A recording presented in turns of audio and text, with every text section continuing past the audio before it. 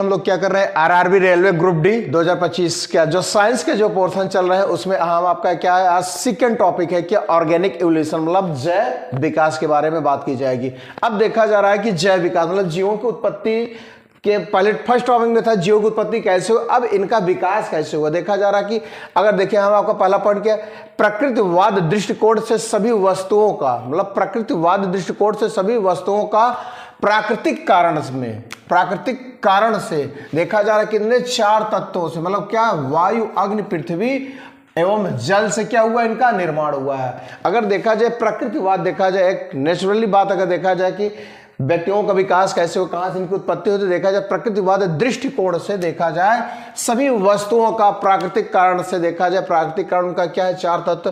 पहला क्या है, वायु है, अग्नि है, पृथ्वी एवं जल से इनका क्या हुआ है, निर्माण हुआ। इस मत का समर्थन करने के लिए देखा जाए इस मत को बारे में समर्थन करने वाले जो साइंटिस्ट थे कौन थे, एम्पिडोक्लेस को माना जाता है। ये परीक्षा में पूछा गया प्राकृतिक दृष्टिकोण के समर्थक कौन है, तो आप क्या बताएंगे,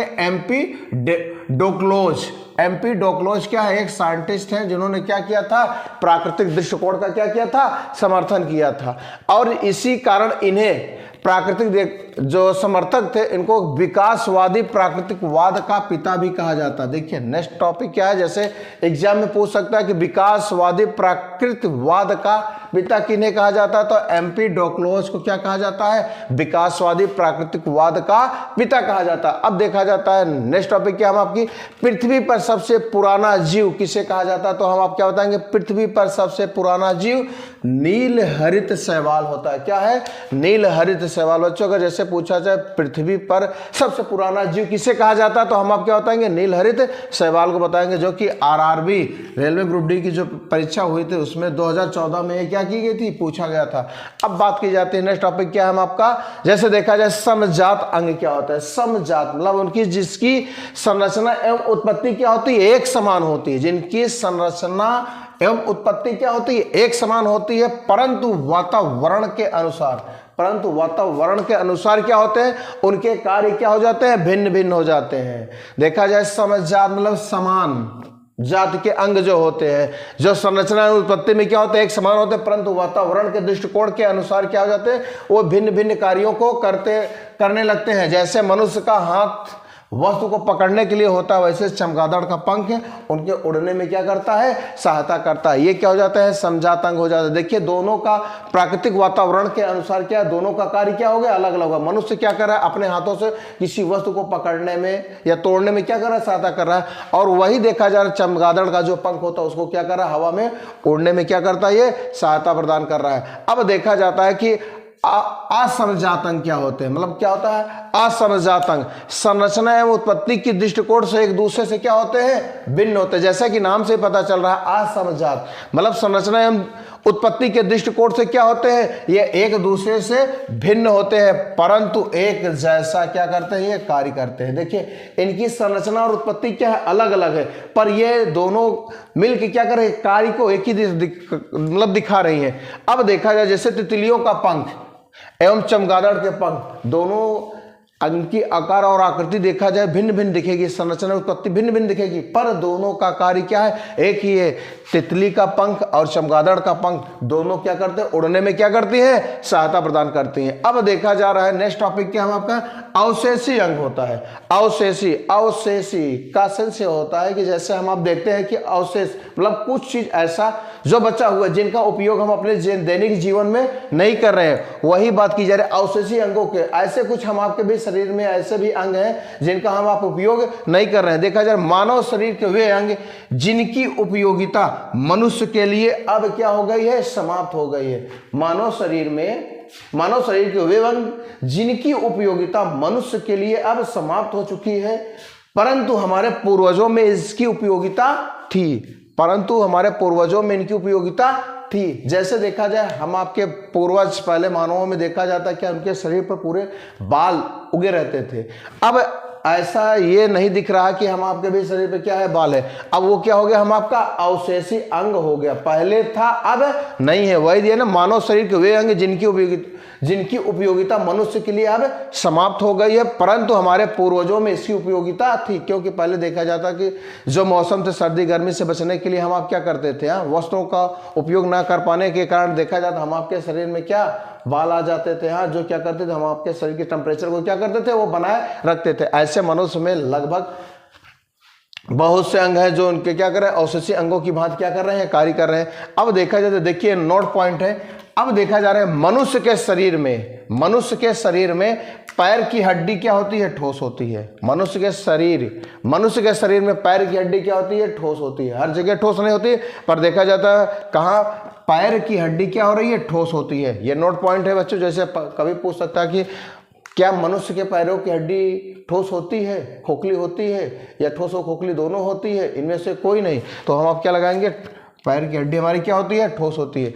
अब देखा जाए, देखिए ये भी टिबिया एवं फिबुला हड्डी किसमें पाई जाती है, पक्षियों में नहीं पाई जाती है। देखा जाता है ये क्या, ये हड्डी दो हड्डियों का नाम है टिबुला और फिबुला। ये क्या करती हैं, पैर में होती है। अब देखा जाता है ये मानव के शरीर में पाई जाती है, पर पक्षियों के शरीर में ये क्या करती हैं, नहीं पाई जाती।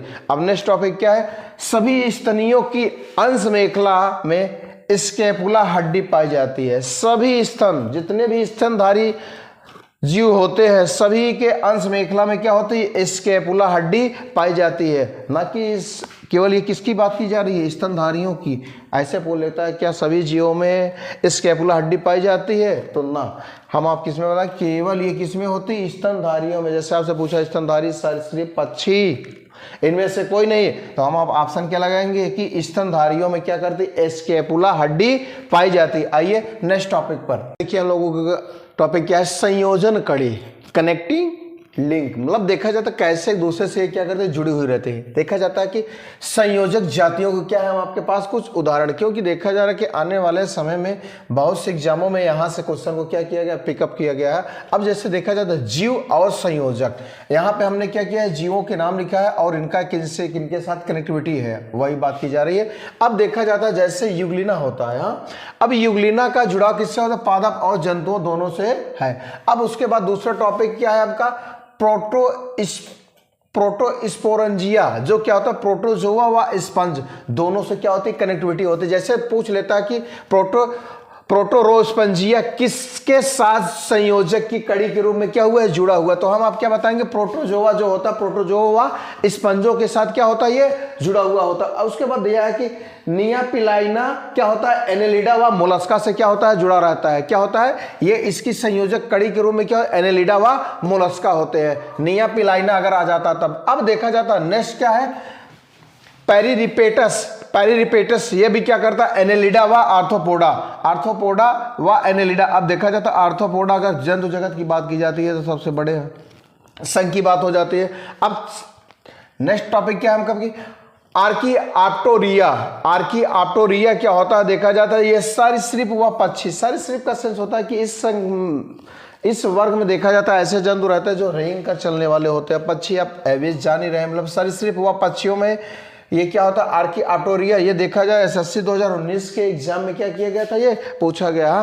प्रोटोथीरिया, ये क्या है आपका जीव है एक प्रोटोथीरिया, इनका जुड़ाव किसके साथ है, ये किसके संयोजक में रहती है, तो देखा जाता प्रोटोथीरिया क्या होती है, सरीसृप व स्तनियों के बीच में रहता है। क्या करती है, प्रोटोथीरिया जो रहती है सरीसृप व स्तनियों से क्या होता है, इनका संयोजक की कड़ी मानी जाती है, जो कि यूपीपीएससी से 2022 में ये प्री में क्या किया गया था, पूछा गया था। अब नेक्स्ट क्या है, बेलनोग्लोसम क्या होता है, इनका संयोजक की कड़ी क्या होती है, अकशेरुकी व कशेरुकी। अब ये क्या करती है, बेलनोग्लोसम क्या होता है, कशेरुकी व अकशेरुकी जंतुओं के साथ क्या होती है, संयोजक की कड़ी मानी जाती है। अब नेक्स्ट क्या आती है, डिप्नोई, जो क्या होता है, डिप्नोई क्या आता है, एक जीव है, डिप्नोई क्या है, एक जीव है, और इनका संयोजक क्या हो जाता है कि देखा जाता है ये मछली व उभयचर, मछली जो क्या होता है जल में पाई जाने वाली रहती है। अब उभयचर का सेंस क्या होता है, जो जल और स्थल दोनों जगह में पाया जाता है वो क्या हो जाता है, उभयचर। उभयचर का सेंस क्या होता है, जो जल में भी रहे और स्थल भाग में भी क्या करे रहे, वह क्या कहलाएगा, उभयचर कहलाएगा। वही क्या डिप्लोई क्या होता है, किसके साथ संयोजक की कड़ी में रहती है, मछली व उभयचर के रूप में रहती है। अब जैसे विषाणु, विषाणु को हम आप जानते हैं क्या होता है, ये किसके संयोजक कड़ी होते हैं, सजीवों व निर्जीवों के बीच की क्या होती है, कड़ी होती है। क्या अगर विषाणु को कोई बात करता है, क्या करता है, सजीव व निर्जीवों के बीच की क्या होती है, कड़ी होती है। अब देखा जा रहा है कि अभी तक हम आप लोगों ने क्या किया, ऑर्गेनिक इवोल्यूशन मतलब जैव विकास के सिद्धांतों के बारे में कुछ बात की है, जो कुछ महत्वपूर्ण देखा जा रहा है कि जो विगत कई वर्षों में लगातार कहीं ना कहीं से इनमें क्वेश्चन क्या कर रहे हैं, बन रहे हैं। उन्हीं में देखा गया एक संयोजन की कड़ी क्या होती है, कनेक्टिव लिंक क्या होती है, उसके बारे में बताया गया। अब नेक्स्ट वीडियो में हम आप देखेंगे, जो थर्ड वीडियो होगा आरआरबी रेलवे ग्रुप डी का। अब उसके बाद ऑर्गेनिक इवोल्यूशन के बारे में जो भी विस्तृत रूप से और कुछ ऐसे देखा जा रहा है कि जो विगत वर्षों में पूछे जा रहे हैं प्रश्नों को एक संग्रह के साथ पुनः मिला जाएगा। धन्यवाद।